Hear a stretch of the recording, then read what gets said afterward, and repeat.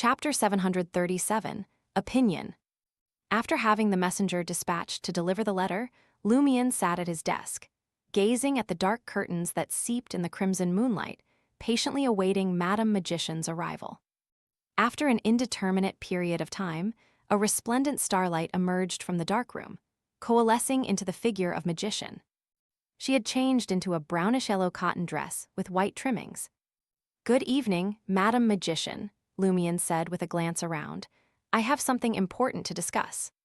Magician grasped his meaning and immediately condensed the surrounding darkness into an illusory glass barrier, curling up to block out the infiltration of the crimson moonlight and the sounds from outside. "What's so important?" Madame Magician inquired once secrecy was ensured. Lumion conjured a blazing white flame to use as a chandelier. After a few moments of silence, he said, "I've confirmed the origins of the lizard-like elf. It's not an evil god from outside the barrier." Madame Magician wore a thoughtful expression. Lumion's lips curled into a slight smile. "An evil god in a way, but one not from outside the barrier." Magician frowned and said, "Give me the details." Lumion recounted in his deep voice his pact with penitent Baneful and the corresponding negative effects. He described seeing the true creator idol and a lizard-like elf in the secret cathedral of the Aurora Order, as well as the illusory scene suspected to be a divine kingdom. Madame Magician didn't interrupt him, listening attentively. Then, she let out a long sigh and said, "In fact, I had suspected that the lizard-like elf was related to him, but whether it was the Spectator Pathway's mythical creature form or the Hanged Man Pathway's mythical creature form, they were clearly different from that elf. Nothing similar had manifested in the past 5 to 6 years. Additionally, the two experts at decrypting and deciphering dreams were more inclined to believe that the elf came from an evil god outside the barrier. This led me to abandon that guess. From the looks of it, that entity had been involved in Cordu's catastrophe for a long time. That's the only explanation that's complete. How could he, who's been listening and watching, not notice such a major incident that has been unfolding for so long and involves members of the Curly-Haired Baboons Research Society? How could he not take advantage of the situation? What does he want? Lumion's expression subtly contorted. Magician stared at Lumion for a few seconds before sighing again. "I can only confirm one goal. That is to create a Beyonder capable of rapid digestion and rapid advancement along the hunter pathway. Think about it. It's been just over half a year since you became a hunter. You're already a Sequence 5 Beyonder, and your Reaper potion has been greatly digested. Perhaps in 2 to 3 months, you can consider breaking through to godhood and advancing to Sequence 4, becoming a demigod. On this journey, whether it was the fake angel status brought about by sealing Termiboros, the obtained boons of the inevitability pathway, or some tempering and digestion opportunities filled with calculated arrangements, they all contributed significantly to your growth. He wants a Red Priest, and is pushing for a decisive battle between the Red Priest and the primordial demoness. I was worried that your advancement might be going too smoothly, but now it seems that a price has already been exacted for what fate bestowed, and a deposit has been paid." Under the blazing white flames, Lumion spoke in a deep, raspy voice. "I'd rather remain an ordinary person." Madame Magician shook her head with a complex smile. "As the apocalypse approaches, with Auror's background and condition, even if no catastrophe had occurred in Cordu, it's inevitable that you'll encounter one eventually. Have you forgotten the helplessness and pain of being an ordinary person in that catastrophe?" Lumion clenched his fists involuntarily and lowered his head. I just don't want to obtain power this way." Madame Magician didn't dwell on the topic and said, "He definitely has ulterior motives. For example, a humanoid sealed artifact like you can effectively gather evil god influences around you wherever you go, exposing their schemes in advance and giving us more time to deal with them." Lumion remained silent and didn't respond. Madame Magician glanced at him and asked with an obvious sigh, "What's your next move?" Lumion's body trembled slightly, as if he couldn't suppress his emotions. Gritting his teeth, he said, "I want to punch him." Upon saying this, Lumion's eyes turned bloodshot. To be honest, he had never harbored a firm desire to seek revenge on a deity. His original plan was to eliminate the key members of April Fools and the Sanson family of the Sinners organization. Then, he would work hard to become an angel and extract most of Termaburose's strength. Then, he would release the weak angel of inevitability and kill him. He knew that the source of Cordu's catastrophe was actually the entity known as inevitability. However, due to the vast disparity between them and his natural fear of deities, he had only occasionally cursed and spoken harsh words.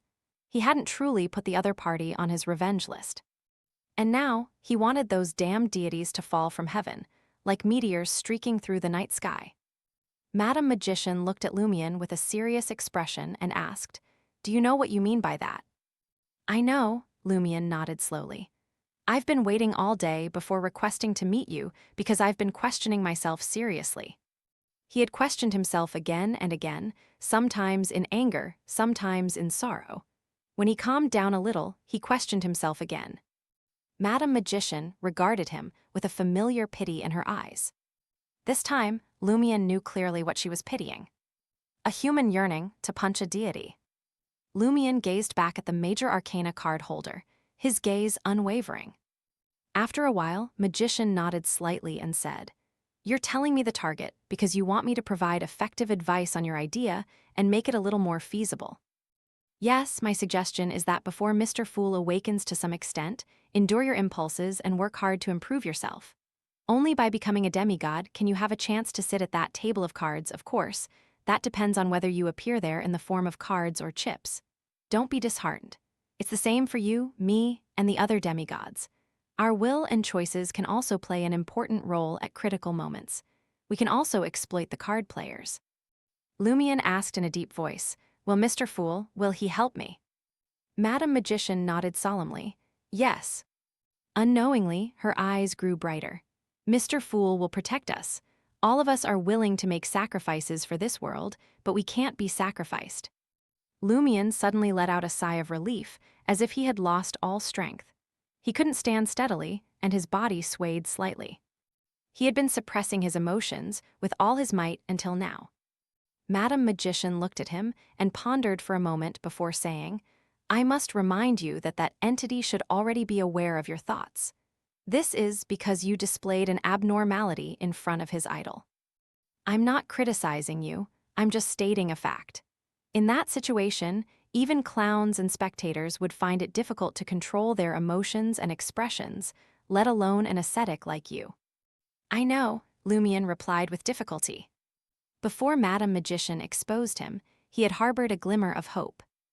Magician chuckled and said, "That's also a positive thing. The fact that you're still alive suggests that you're still useful to him and can be used. You haven't repaid the full price that fate has exacted of you. As long as you don't give up on yourself or participate in actions that can disrupt his important plans, he will ignore your hatred. He might even continue to allow you to encounter opportunities and obtain things until you step onto the stage he has decided for you. It's frustrating, but that's the reality. In the eyes of an existence like him, you are currently just a speck of dust. He can reduce you to dust at any time without worrying about your thoughts." After a long silence, Lumion asked in a slightly hoarse voice, "You mean, before Mr. Fool awakens, I'm to make full use of that entity's arrangements?" Magician nodded slightly and said, "Using an enemy's resources to strengthen yourself is also a way of seeking revenge. Of course, this requires greater caution and restraint. As I mentioned earlier, a price is always exacted for what fate has bestowed. You have to weigh whether you're willing to pay the corresponding price in the future." Lumion looked down at the floor illuminated by the incandescent white light and said, "Okay." He then asked, "When will Mr. Fool begin awakening?" "No one knows," Madame Magician replied with a smile.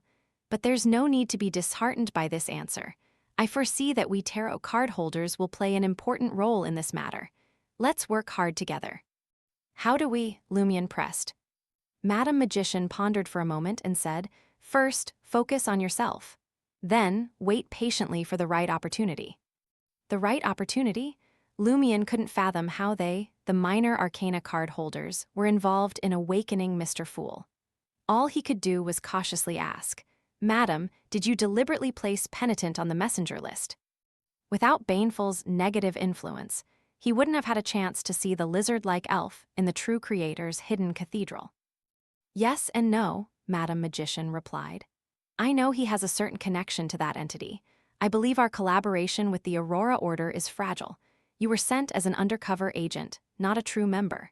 You might encounter certain problems in the future, and there's a chance that he will bring about new possibilities. That's why I placed him on the messenger list to see if fate will allow you to choose him. I never expected this to unveil a very important mystery. Lumion had long grown accustomed to Madam Magician's cryptic responses. He swiftly filtered through her thoughts. He spoke in a deep voice. Madam, I wish to explore Mr. Hanged Man's Blue Avenger soon.